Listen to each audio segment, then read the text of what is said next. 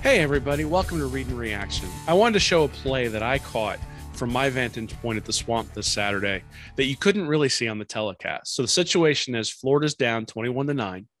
They're driving, they're at midfield. Emory Jones has just completed a pass to Rick Wells. It's now 1st and 10.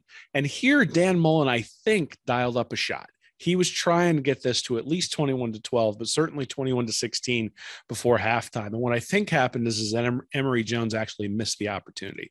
So let's go through the play, and you can see what I mean.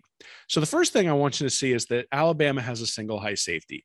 This tells us that there's only one deep guy to help with any sort of routes that you've got going on. Now, Alabama could still drop into a zone defense.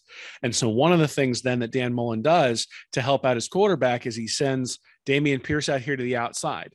Pierce then gets tailed by the linebacker. And what that tells us when he gets tailed by the linebacker is that this is one-on-one coverage.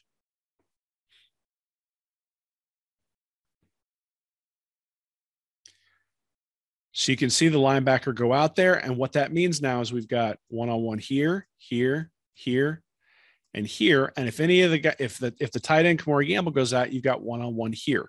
So that's important to remember, because what this says is you've got one-on-one coverage, it's man-to-man, but you've got a single high safety deep. And so if you're going to take a shot, you got to know where that safety is going to be. So what kind of routes does Mullen draw up here? Well, he sends Rick Wells out here. He sends this receiver out this way.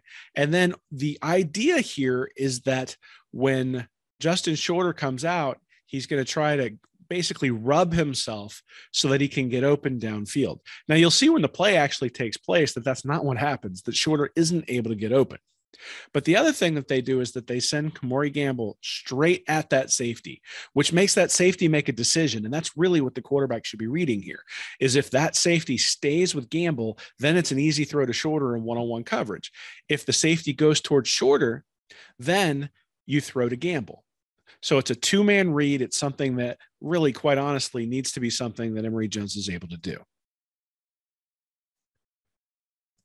So if we watch here, what you can see now, Emory Jones is looking at Shorter. He sees that he's open, but he also sees that the safety is coming over. And if he throws that ball with any sort of error, it's going to be an interception. However, he's got Gamble out here with all this space, and that's where the ball needs to go. And what you'll see is that Emory Jones will actually turn. He will turn, and right as he turns, he just decides to run. He's got the man open, he's got a pocket, but he decides to run. And in fact, if he'd have waited a little bit longer, you'll see that Gamble turns upfield. But he's already getting sacked by the time he has that opportunity. So this is really what I mean in terms of when I wrote in my article this week that Emory Jones is missing some opportunities downfield. These are the kinds of things I'm talking about. Dan Mullen set up this play to be a shot downfield. You had the single high safety look. You ran Gamble right at that safety. You ran Shorter out there, and you just pick which one. Whichever one the safety goes toward, you throw to the other guy. And Jones was too slow to switch off of Shorter over to Gamble, which meant that and then he bailed from the pocket a little bit early, which means that you're not able to get the ball out. And this was followed up by a holding penalty on an end around by Dameon Pierce. They ran the ball one more time with Naquan Wright and then had to punt it away. So if you think about where Florida lost the game last weekend, this is really it, because you lost by 2. If he'd have hit Gamble on this particular throw, then Florida wins by a point or by 2 points, because they just kick the extra point at the end when they score the touchdown. So anyway, these are the kinds of plays that I think, small things that you don't necessarily see when you're not there at the game. I wanted to share this, and I wanted to point out that this is the kind of thing that we need to see Emory Jones progress as the season goes along in order to see Florida's offense become even more dynamic.